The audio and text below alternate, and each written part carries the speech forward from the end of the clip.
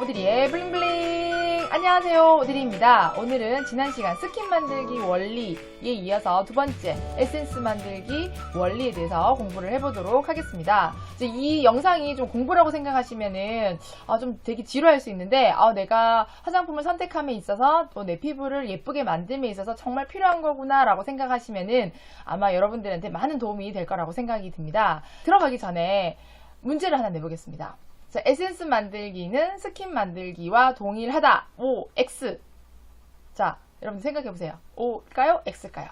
궁금하신 분들은 이 영상 끝까지 봐주세요. 자, 그럼 시작하겠습니다. 큐! 피부가 안 좋아졌다. 그리고 화장품이 필요하다 할 때 보통 첫 번째로 생각하시는 화장품 종류가 어떤 걸까요?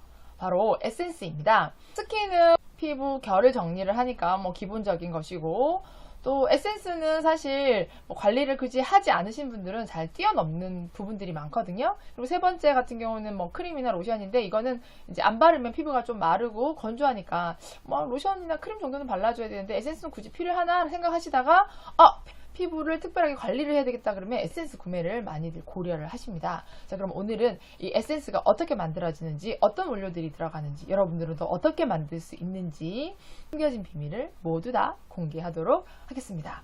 지난번 영상에서 컴퓨터 화면을 보면서 제가 설명을 드렸었는데, 그게 여러 가지 정보 담기가 좀 편리해서 오늘도 컴퓨터 영상에서 여러분들 설명을 해드리도록 하겠습니다. 자, 에센스 만들기 그 전에 우리가 몇 가지 용어들을 좀 정리를 하고 넘어가도록 하겠습니다. 에센스와 세럼, 앰플 세 개의 차이점을 아실까요? 우리나라에서는 세 가지가 그냥 혼용해서 많이 사용이 되고 있는데, 이렇게 약간 농축된 정도, 좀 더 많은 걸 가자면 앰플이 좀 더 왠지 농축됐다는 느낌이고, 에센스보다는 세럼이 좀 더 농축됐다는 느낌을 받을 수 있습니다. 자, 에센스라고 하면 피부의 고민을 가장 빠르게 해결해주는 농축 제품입니다. 그래서 그 홈쇼핑에 이렇게 광고하는 걸 보면은 화장품을 가지고 나와서 쇼호스트들이 이렇게 사용해보면서 막 쫀득쫀득하다고 막 손을 이렇게 막 하거든요. 그리고 화장품 광고하는 거 보면은 그 웹페이지 같은 데서도 보면 화장품의 이런 제형이 쫀득해서 이게 농축됐다라는 걸 되게 강조를 많이 하는데, 사실 우리가 전문가적인 입장에서 보면은 농축과 제형에는 상관관계가 그렇게 있는 편은 아니에요. 세럼의 용어를 한번 볼게요. 피부에 영양과 기능을 주는 농축 제품, 똑같네요. 그죠? 그래서 혈액 중에 영양 성분이 많은 혈청이라는 것들이 있는데, 이 혈청을 영어로 세럼이라고 얘기합니다. 그래서 우리가 이제 세럼이라는 말을 가져다 썼고요. 또 앰플이라는 거는 주사의 길, 또 앰플이라고 얘기하거든요. 그러니까 왠지 그냥 화장품보다는 세럼이 나을 것 같고, 세럼보다는 앰플이 우리 어떤 피부나 몸에 더 큰 영향을 줄 것 같아서, 약간 그 기능의 강도 세기로 봤을 때는 앰플이 가장 강하고, 그 다음 세럼, 에센스인데, 우리나라에서 이 세 가지가 좀 혼용이 돼서 사용이 되고 있고요. 어떤 말을 붙이냐에 따라서 가격이 조금 오르락내리락 할 수는 있습니다. 에센스, 세럼, 앰플의 종류를 한번 볼게요. 우리가 화이트닝 에센스, 또 안티에이징 에센스, 피지 밸런스, 수분 공급, 이런 것들, 우리 그 에센스 이름을 많이 얘기를 하는데요. 미백 에센스, 주름 예방 에센스, 주름 개선 에센스, 피지 균형, 피지 밸런스 에센스, 이런 걸 얘기를 하는데, 화이트닝에는 여기에 이제 원료들이 좀 다르게 들어갑니다. 비타민 C라든지 그 유도체, 비타민 C는 산화에 불안정하기 때문에 보통 그거에다가 다른 것들을 붙인 유도체들을 많이 사용을 하는데, 이게 이제 아스코르비 팔미테이트라든지 마그네슘, 아스코르빌 포스페이트 이런 것들도 있고요. 여러분들 많이 알고 계시는 나이아신아마이드, 알부틴, 당나무 추출물 이런 것들이 있고, 지금 하이드로퀴노니노, 코직산 같은 경우는 화장품에는 쓰지 못하고요, 의약품에 사용되는 원료들이라서 어떤 피부에 문제가 생겼을 때 미백을 할 수 있는, 흉터가 생겼다 하면 거기에 받을 수 있는 미백 연고라는 것들이 이런 하이드로퀴논, 코직산 원료들이 많이 들어갑니다. 이런 것들, 안티에이징, 주름 예방에 아데노신이라든지 레티놀도 사실 비타민 A 종류긴 한데, 이 비타민 A가 또 산화에 불안정하기 때문에 를 써서 사용을 하고요. 또 히알루론산 보습제, 펩타이드, 이거는 여러분들 많이 들어보셨죠? 단백질 계통으로 우리 아세틸 헥사 펩타이드, EGF, 휴먼 올리고 펩타이드, 그리고 쿠퍼 펩타이드, 뭐 이렇게 펩타이드 종류들이, 팔미토일 펜타펩타이드. 지금 저희가 취급하고 있는 펩타이드 종류만이라도 여러 가지가 종류가 되는데, 이제 이게 안티에이징과 관련이 있습니다. 코엔자임 Q10이라든지 이데베논. 예전에 코엔자임 Q10이 나왔고, 이데베논 이번 전에 새롭게 나온 원료들인데, 이런 애들이 지금 다 안티에이징에 관련이 돼 있고요. 피지 밸런스, 위치 헤이즐, 그 다음에 살리실릭산, 실리카. 이 살리실릭산은 산이기 때문에 어떤 피부의 각질이나 어떤 염증을 좀 완화시켜주는 그런 역할을 하고, 이 실리카 같은 경우는요, 가루예요. 흰 가루. 흰 가루인데 아주 미세하기 때문에 화장품에 섞어가지고 피부에 바르게 되면은 이 피부의 피지를 조금 잡아주는 역할을 하게 됩니다. 그래서 피지 밸런스에 많이 사용이 되고요. 유황들도 피지 밸런스에 많이 사용이 됩니다. 수분 공급은 뭐니 해도 히알루론산, 세라마이드, 피부에 있는 지질이라서 얘들을 많이 사용을 하고요. 그리고 스쿠알란도 우리 피지 성분이랑 비슷해서 많이 사용을 하고, 소디움 PCA, 피지에 있는 성분입니다. 수분 휘발 차단. 이건 뭐냐면, 우리가 이제 어떤 데서는 이 오일을 수분 공급이라고 얘기를 하던데, 수분 공급은 아니고요. 오일이니까 어디까지나 오일이에요. 그래서 오일은 이게 피부에 사용하게 되면은 피부의 안에 있는 수분을 바깥으로 빠져나가지 못하게 막아주기 때문에 수분이 휘발되는 걸 차단하는 역할을 하는 게 오일이라고 볼 수 있습니다. 천연 오일, 미네랄 오일, 이건 석유계 오일을 말하는 거고요. 실리콘 오일을 가지고 우리가 수분 휘발을 차단을 하실 수가 있습니다. 자, 그럼 에센스 만들기 원리를 또 설명을 드리면, 지난 시간에 우리 스킨 만들기 했을 때 10가지였어요. 오늘 여기서 달라진 건 뭐가 있죠? 바로 요겁니다. 증점제. 자, 쫀득쫀득하게 만드는 거는 어떤 물 타입에서 쫀득쫀득하게 만들기 위해서 증점제라는 걸 하나 넣게 되면은 젤리 같은, 점도가 많이 생기면 젤리같이 쫀쫀하게 되고요. 점도를 좀 작게 넣으면은 약간 물처럼 흐르는 느낌인데 완전 물은 아닌 거. 제가 지난 시간에 그 오드리표 히아루론 물광 앰플 만들면서 따로 증점제를 넣지 않았어요. 거기에 증점할 수 있는 역할이 히아루론 산 저분자 100% 분말, 걔를 1% 넣으면서 증점이 저절로 난 거죠. 그런데 이걸 사용해 보신 분들의 반응은 이 정도도 괜찮다라고 하시는 분들도 있고, 이거보다 점도가 좀 더 낮으면 좋겠다라고 하시는 분들도 계시더라고요. 점도가 낮으면 좋겠다라고 생각하시는 분들에게는 여기에 점증제를 넣어주시면 되는데, 실질적으로 피부에 점증제가 작용하는 건 거의 없어요. 피부 재생을 한다든지 아니면 피부 보습을 한다든지 이런 것들이 없고, 단지 점도를 높여주기 때문에 에센스, 세럼, 앰플 이런 걸 사용을 할 때 여기에 어떤 점도제가 들어가는지 여러분들 확인을 하시면 될 것 같아요. 기본적으로 다 똑같고요.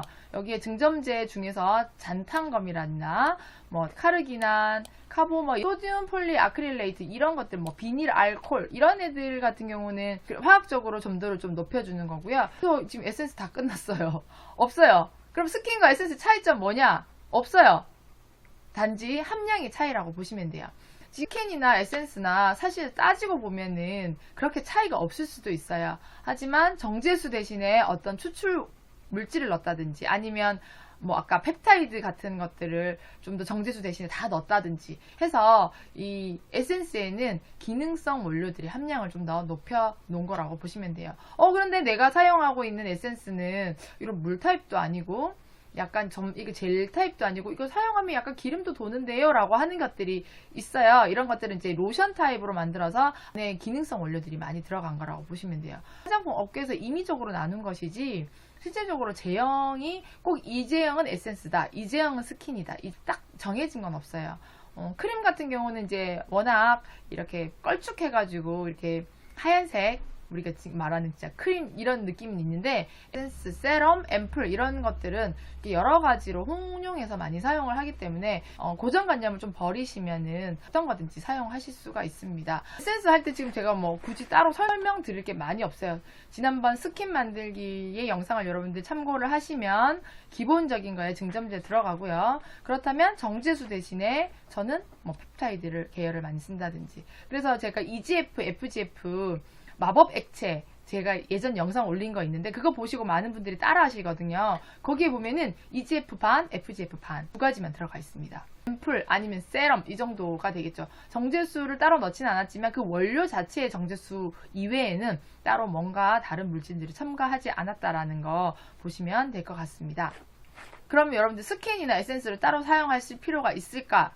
굳이 없겠죠. 제가 갈락토미세스 트리트먼트 에센스를 만들었는데 이거 스킨처럼 사용하기도 하고 또 여러 번 7번 정도 발라서 에센스처럼 쫀쫀하게 바르기도 하고 뭐 여러 가지 혼용해서 사용할 수 있기 때문에 화장품을 알고 있는 화장품 지식인으로서는 에센스와 스킨의 큰 차이점은 없다라고 보시면 됩니다. 왜냐? 우리가 만들어 쓰기 때문이죠. 만들어 쓰지 않고 시중에 판매되는 화장품을 보신다고 하면 전 성분을 보셔서 앞쪽에 어떤 추출물이라든지 기능성 원료들이 많이 되어 있는 것들이 좀 더 농축되어 있다라고 이해를 하시면 될 것 같습니다.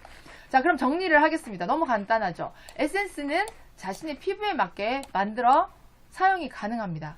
즉 원료들을 몇 가지 섞어가지고 사용을 하시면 될 것 같고요. 화장품에 대해서 잘 모르시는 분들은 제가 올리는 영상들을 쭉 보시고 거기에 맞게 거기에 자신에 맞는 거를 찾아서 비슷하게 만들어 사용을 하시면 돼요. FGF, FGF 마법 액체 한번 올려드렸고 이데베눈 앰플 정도 올려드렸고 히아루론, 오드리표 히아루론 물광 앰플 이렇게 3가지 정도 앰플을 올려드렸는데 거기에 여러분들 사용을 해보시고 자기한테 맞는 거를 계속 쭉 쓰시면 돼요. 근데 간혹 그러니까 뭐 1년 이렇게 쭉 쓰시지 마시고 간혹 자기 피부가 좀 더 새로운 자극을 느낄 수 있도록 변경을 해주시면 되는데 제가 권장드리는 것 중에 하나는 아무거나 섞지 마세요.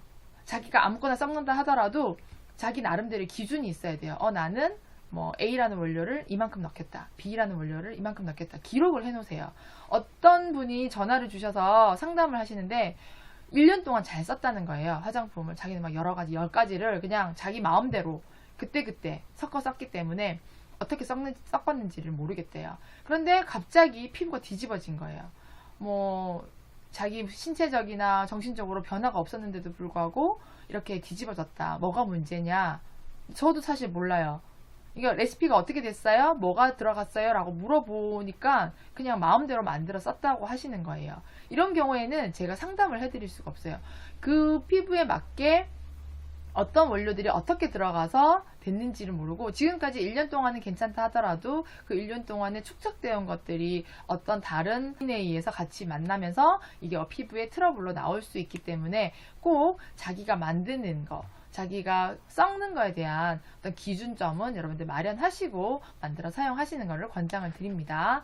자, 그 다음에 사용하고 있는 화장품의 기능적인 원료를 섞으면 에센스 완성. 자, 여러분들 스킨 그리고 여러분들 사용하고 있는 좀 뭐 저렴이 에센스가 있다. 거기다가 원료들을 좀 더 섞어서 사용하시는데 이것 또한 기준이 있어야 돼요. 아무거나 섞지 마시고 기준을 가지고 섞어주시고 모르겠다 그러시면 저희 댓글 항상 열려 있으니까 남겨주시면 제가 항상 댓글 달아드리고요. 저희 뭐 화장품 원료 주문하실 때 전화 주시거나 메시지에 남겨주시면 제가 또 답변을 해드립니다. 그래서 이제 뭐 2번은 3번과 지금 거의 비슷한데 스킨일 때 잘 모르겠다 그러면 기능성 원료 하나 이렇게 섞어서 사용하시는데 기능성 원료도 종류에 따라 좀 다를 수 있으니까 어떤 종류인가에 따라서 여러분들 질문을 해주시면 될 것 같아요.